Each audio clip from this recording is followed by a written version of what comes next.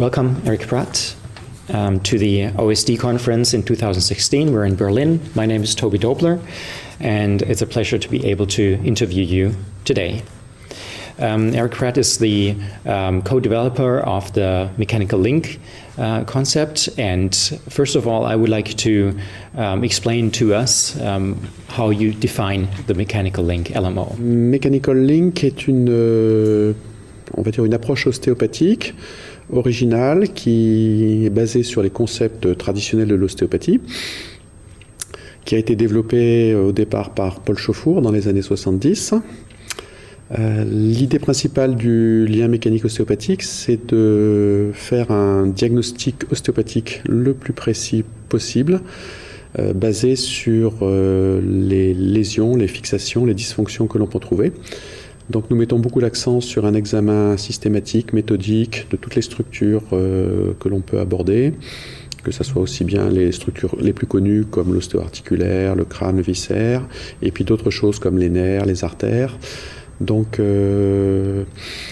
à partir de cette approche, l'examen est très, très complet, très systématique, et ensuite il y a on va dire une hiérarchisation des lésions qui sont trouvées pour diagnostiquer les lésions qu'on va appeler primaires, dominantes, donc les plus importantes, celles qui seront à traiter pour un patient.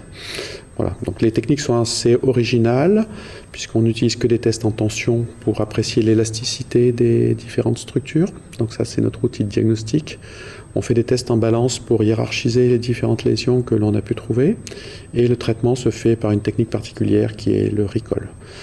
Donc c'est une ostéopathie qui est minimaliste dans le sens où on n'utilise que très peu d'outils, 3 techniques seulement. On fait très peu de traitements.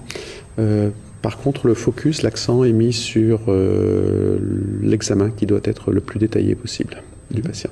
You mentioned the different tissues that you're able to examine, meaning the whole body, really, the whole person.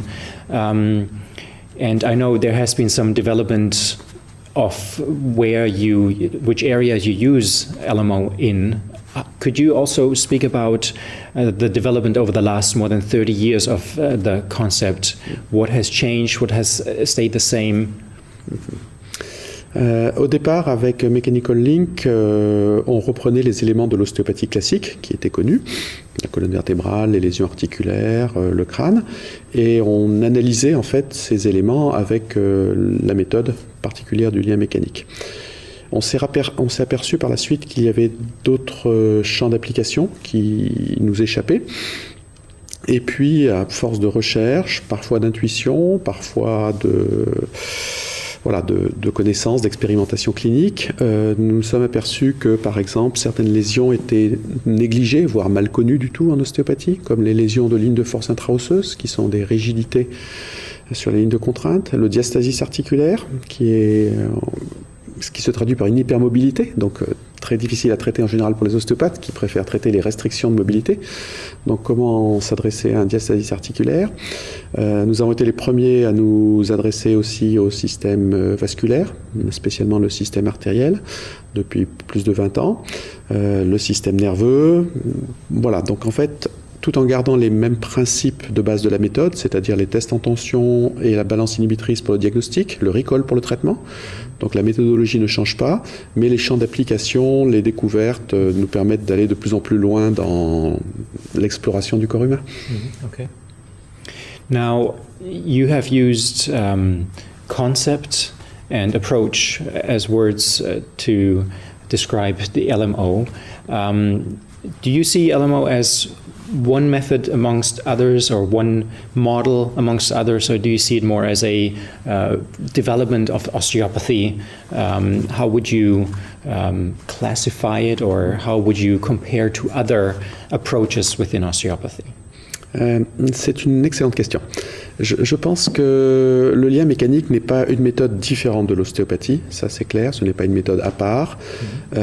C'est à la fois nouveau dans le développement, dans l'approche, mais en fait ces nouveaux développements nous ramènent aux fondamentaux de l'ostéopathie. C'est-à-dire que plus je progresse dans ma pratique, plus je développe avec le lien mécanique, plus je retrouve ce que Steele disait, écrivait. Et donc, c'est pas quelque chose, c'est pas une évolution dans le sens où on revient en fait aux fondamentaux, on revient aux sources. Steele insistait beaucoup sur l'unité du corps, la globalité, et on voyait en pratique des ostéopathes qui restaient que sur une partie du corps ou qui avaient des spécialisations.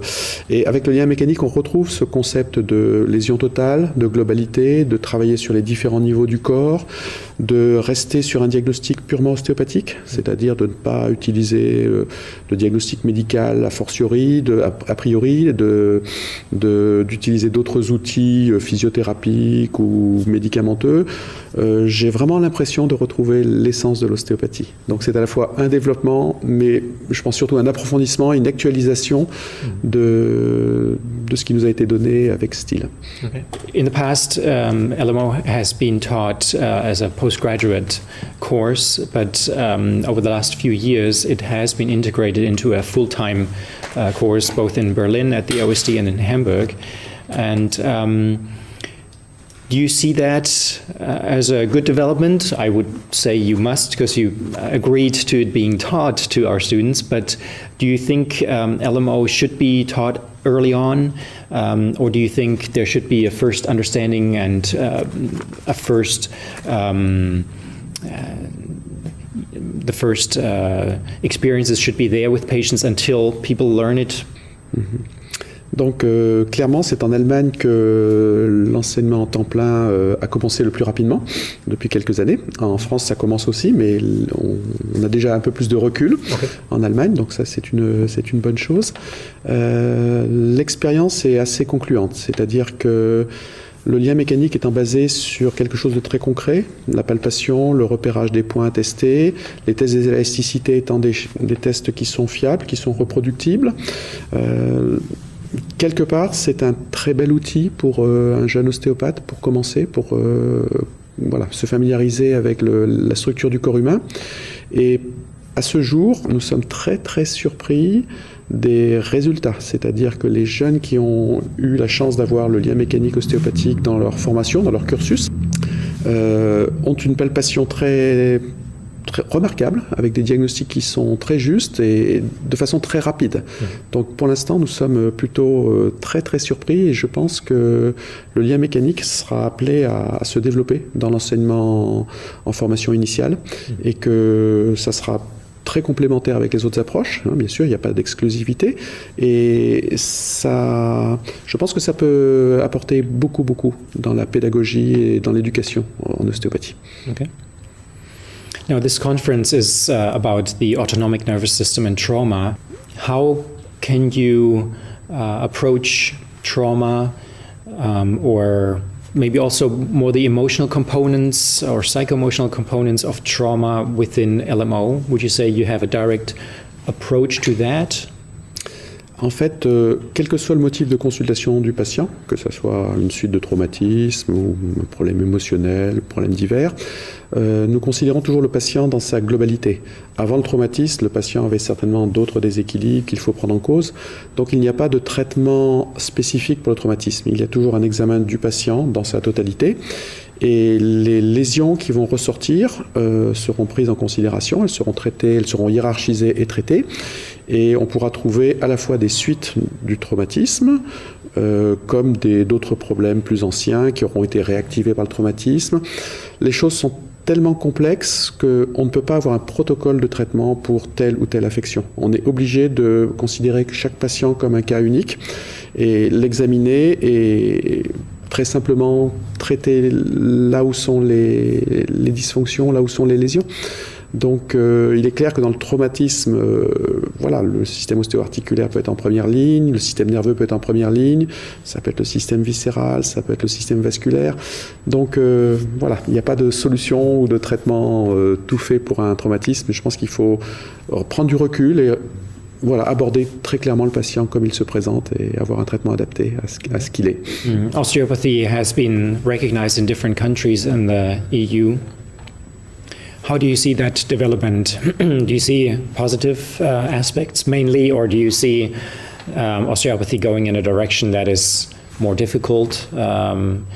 for practitioners or patients? How do you see the integration with the medical profession?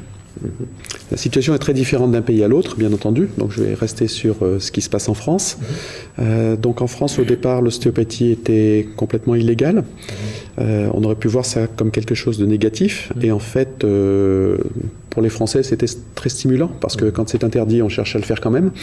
Donc, l'ostéopathie française a développé beaucoup d'efficacité parce que la seule façon d'exister, c'était de faire nos preuves et d'être efficace puisque nous étions interdits, exercice illégal de la médecine. Et donc, je pense que pendant 20 ans, l'ostéopathie française a prospéré parce qu'il y avait justement des contraintes. Il y avait des interdictions qui nous ont obligés à avancer. Maintenant, c'est un schéma complètement différent. L'ostéopathie est reconnue, elle est mal régularisée dans le sens où il y a trop d'écoles, trop d'étudiants. Il est plus facile de rentrer dans une école d'ostéopathie que de rentrer dans des études de médecine ou de physiothérapie. Et donc maintenant, on a un effet de masse avec beaucoup de jeunes ostéopathes qui sont plus ou moins compétents. Et donc le nouveau challenge, c'est on a un développement quantitatif de l'ostéopathie, mais il faut arriver maintenant à garder le qualitatif que l'on avait avant. Et je pense que ça, c'est le challenge pour les années à venir en France. On a le quantitatif, l'ostéopathie est reconnue, elle s'intègre bien dans le paysage médical français, elle est de plus en plus acceptée, elle est plébiscitée par les patients. Mais si on baisse en qualité, et je pense que c'est peut-être ce qui risque de se passer, on va perdre beaucoup l'image de l'ostéopathie va en pâtir. Donc c'est notre rôle, si on est enseignant, de garder le niveau maximal que l'on peut avoir en ostéopathie en efficacité et de ne pas perdre tout ce qu'on sait faire.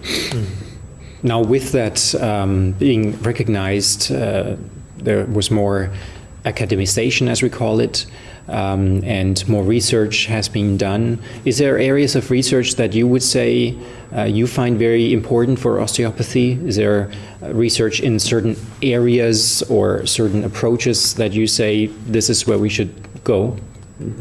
La recherche est un autre monde que la clinique. Moi, je suis un clinicien, je suis un praticien, en enseignant aussi. La recherche est du domaine du scientifique, donc il faudrait qu'il y ait effectivement plus de communication entre les deux professions, si on peut dire. C'est l'intérêt d'un symposium comme celui-ci, où on a l'occasion de rencontrer des scientifiques et des ostéopathes. Et il y a beaucoup de choses à faire, beaucoup de recherches à faire en ostéopathie. Je pense que le corps médical, à un moment donné, a minimisé les possibilités de l'ostéopathie qui sont énormes. Tous les jours en clinique, on constate des résultats assez spectaculaires et voire extraordinaires.